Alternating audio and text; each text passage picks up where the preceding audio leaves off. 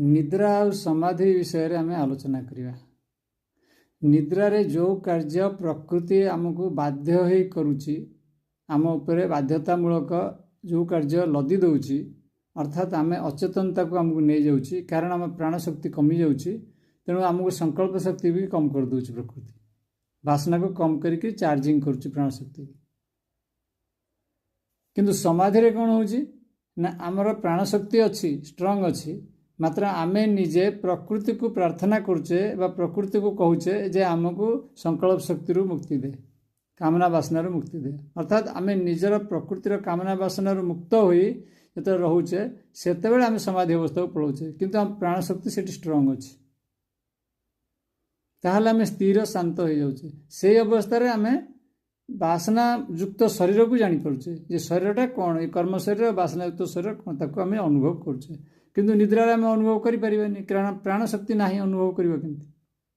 प्राणशक्ति बहुत वीक अच्छी तेणु अनुभव कर जमी प्राणशक्ति उपरको आसी जाऊँगी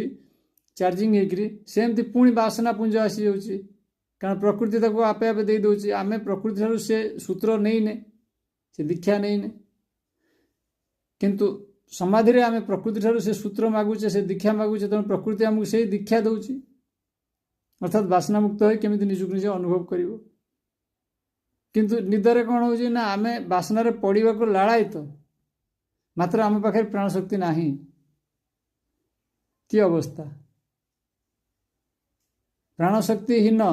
तलू खसीगला माने मोबाइल रे चार्ज ना किंतु आम कथबार्ता करा व्याकुल ताले कौन जीरो हो गला तेणु चार्ज करा बाध्य आम से 2% 1% अच्छी कटअफ हो तेणु बाध्य आम चार्ज लगाऊँ से चार्जिंग नौ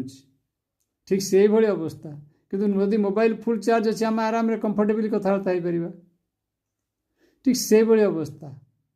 ध्यान आ निद्रा अवस्था ध्यान रे आमर निजर स्वतंत्रता रोचे किंतु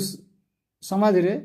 किंतु निद्रा रे आमर परतंत्रता आमर स्वतंत्रता ना प्रकृति आम छड़े नौ जिन कहीं आमर से क्षमता ना आम वासना भितर फसिकी अच्छु तेणु आमको बंचे रखा लगी प्रकृति से करुच्ची